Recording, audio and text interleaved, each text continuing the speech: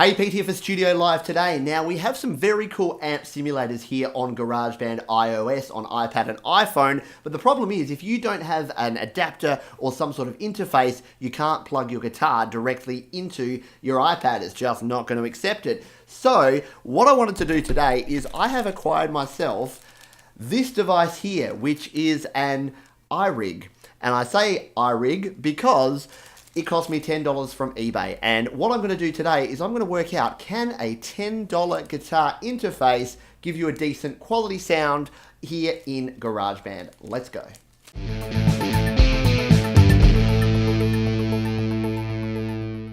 Okay, so here we are set up. I have my guitar here that is plugged into this yellow lead, which is going into the end of our iRig here. I'm not going to move it very much because that happens. It starts playing music. So I'll leave that in. I normally cut that sort of thing out of these sort of videos, but that just shows you the dodginess of the connector. So if that moves a little bit, it sends a signal as if it's hitting play, and then my iPad starts playing The Killers. So not a bad choice, but anyway. So I'm going to leave that as it is there, but it's plugged into the iRig. Now, instead of headphones coming straight out so that I can capture the audio into my PC, I've got that plugged and going into my interface here, a stereo output, and then I've got my headphones going into my interface, as well as my audio. So it's a little bit more elaborate than what you would need. If you plugged this in and you bought this, you would just need a pair of headphones with a standard 3.5mm jack in there, and then your guitar cable in there. And now we can hear my out-of-tune guitar playing. We can hear it playing a chord. So what I've done here, we'll take this out and I'll set back up here in the iPad, and I'll do a couple of little test runs, but I'll zoom us in a little bit so you can see what's going on. Okay, so we are all set up and good to go. We're on a new track here, and we're going to go to our amp settings. Now, I've got my guitar plugged in, and we're going to go to distorted to start with because I want to test out a bit of a distorted sound. So let me just show you the safe way to set this up first. First we'll find our tone, and let's go with what's one of my favorite tones here. The good old power chord is probably my favorite distorted tone that we have here. So we'll go with that now using the Stadium Stack. Now, the first thing that we need to do is set our input. So you'll be able to hear that I can play my guitar, but nothing's coming through, but the little green light up there by the input is coming in. So it means there is something going, but we haven't turned on our input yet. So the safe way to do this with a device like this is to drop your input level all the way down before you turn your monitor on. If you have that up and you have a distorted guitar sound, it's going to blow your head off when you play it. Okay, so we can now slowly bring this up from down there and just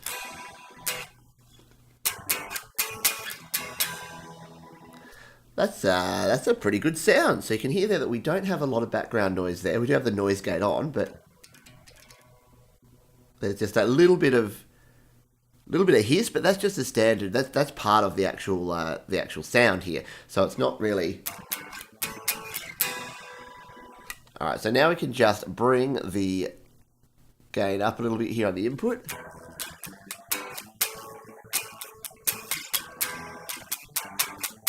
And you can use automatic, but I wouldn't recommend it again because we've got this device plugged in. We don't want automatic to turn it up too loud and to have any issues with that. Now, the noise gate down here, we've talked about this before, but if we turn that off, you can hear that background noise when we're not playing.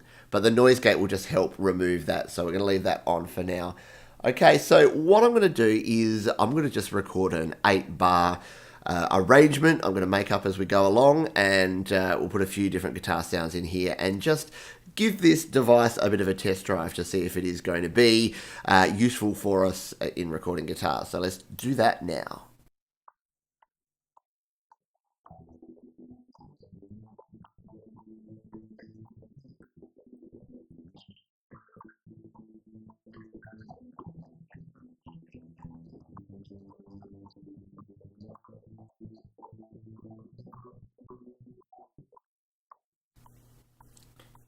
Okay, what we meant to do, well, what I meant to do before that was to actually just make this 8 bars. I've got it left on automatic, I do. So we'll just come in here, take off automatic, make that 8 bars. So we've got our 8-bar recording. We go back to our track view, and yeah, probably a little bit low on the input gain there. I probably could have turned the input a little bit higher, but we've got a decent looking track here. Let's hear how it sounds.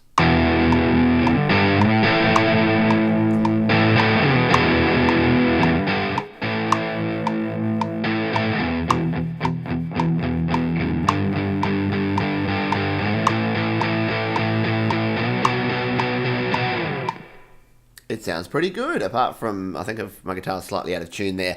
But you get the idea there that, yeah, that's sounding quite good. Okay, let us move on and add another guitar track. So now we'll turn that down a little bit as well so that it's not going to be overpowering. We'll go back into our amp. This time let's go to the clean amp. So we'll just use our clean combo here. We'll do the same thing by tapping here and going the volume down, turning on monitor.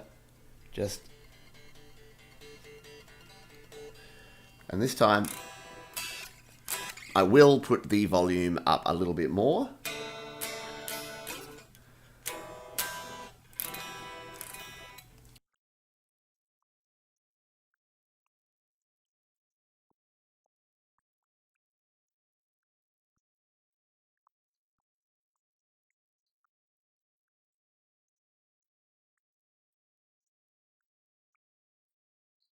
Okay, so that's our clean guitar sound. There you can see a little bit better level coming through. Let's just solo that and hear what it sounds like.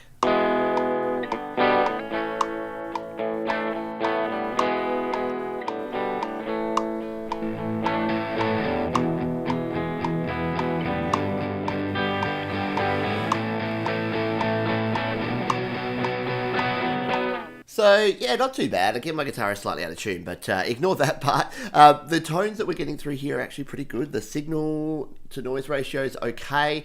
Everything's all right so far. So let's continue on here. We'll add another track. This time, we're going to go for something for our lead guitar. So we'll go in here and we'll go to some of our processed guitar sounds. And I'm going to use double and delay because it's just my favorite sound that we have in here. So we'll do the same thing here. Oop. Don't do that. Drop this down. Turn on our monitor.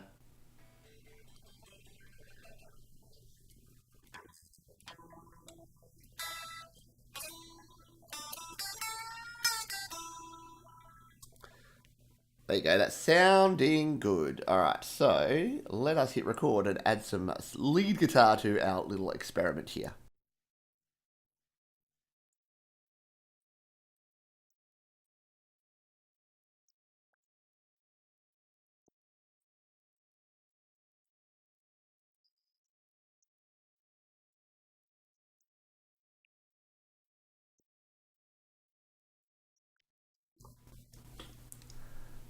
Okay, so we've got our lead guitar sound in here now, and probably slightly lower on the level there again, but that's okay. We'll play this back now and see what it's sounding like.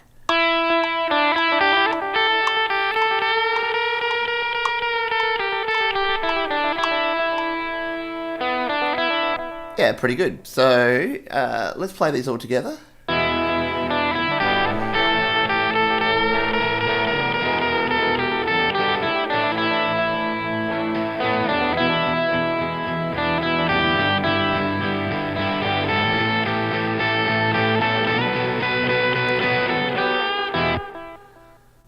Cool. Okay, so yeah, so far so good. Now, in a move we should have done a lot earlier on, let's grab and throw on some drummer just to give this a bit of a backing track. We'll go acoustic, and let's bring our favourite man, Anders, into the mix. There we go. Just use Anders with his default drum heavy hand.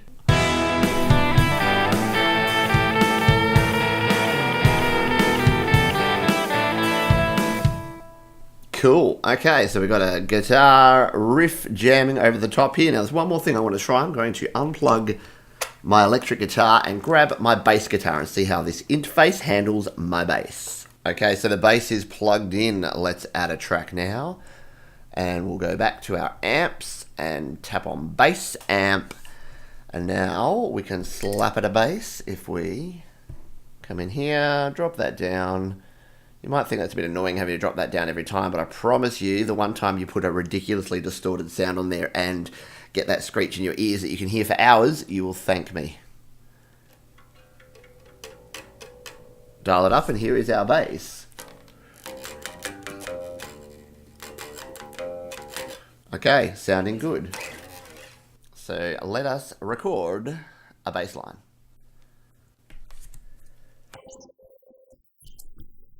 You know what helps? Hitting the right note. Okay, let's try again.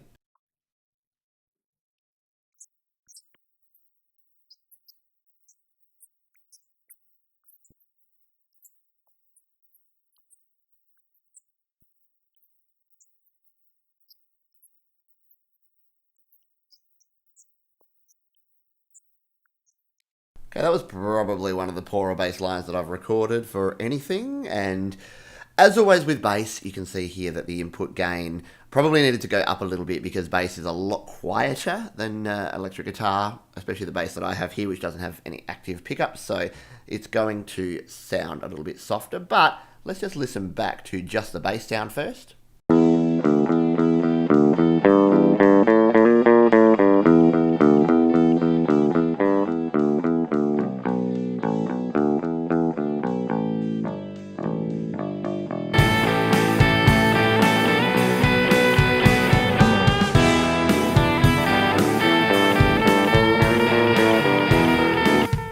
Okay, all in all, not too bad. Now, there's one thing that you may have picked up on there, and this is probably the number one reason that I'll say maybe avoid this device in general, and that is the bleed that you get through. So any device like this is going to give you some level of bleed just because of the way that the electronics actually work. Unless it's perfectly shielded in there, it's going to pick some up, and it's not coming through my headphones, it's actually just legitimately picking up the playback noise of the rest of this track. So if you listen to this track by itself, you'll hear that we've got quite a bit of bleed from our other instruments.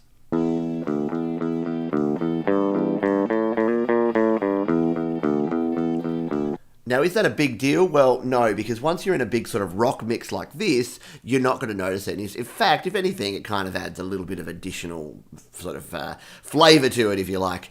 So don't worry so much about the bleed. But again, if say you were doing some quiet acoustic part and then you wanted to just add like a tambourine behind it and some like really quiet sort of mellow bass or upright bass, then you probably don't want a lot of noise coming through in your quieter sections. But again, when you've got it all mixed together,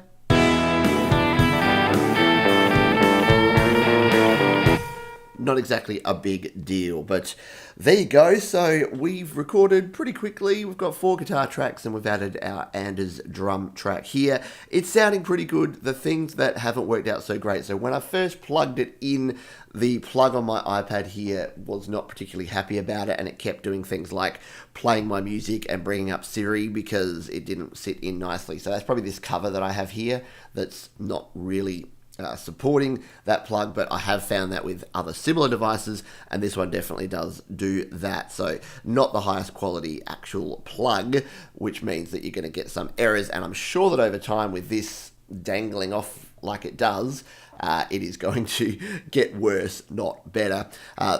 The quality of the actual tone, I'm pretty impressed with that. The noise floor, the signal to noise ratio is actually pretty good. For an analog input, we're getting a pretty decent quality sound.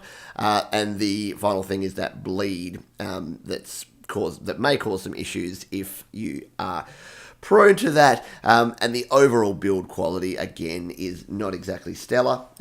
Fairly plasticky, and I don't think I'll be using this for years and years to come. I'm pretty sure that my Steinberg UR12 is not out of a job anytime soon. Okay, so final verdict on the iRig device here. Well, it produced a decent guitar sound. So they've obviously done okay at producing some sort of device here that is going to actually work. We have that bleed that we have through with the other guitars, and I'll go back to my original statement, which is that if you want to buy an input device, get the Tascam IXZ, get an actual genuine iRig, because you are going to get much better quality. I don't think this thing's going to last very long. I can already feel the flimsiness in my hands here, so I can't recommend these, but it was an interesting experiment, and I feel that I've taken one for the team here in reviewing this here today. So thank you for watching. If you've got comments, questions, or suggestions, or ideas for other things that I should test out, please leave them in the comments below, and I'll see you in the next video.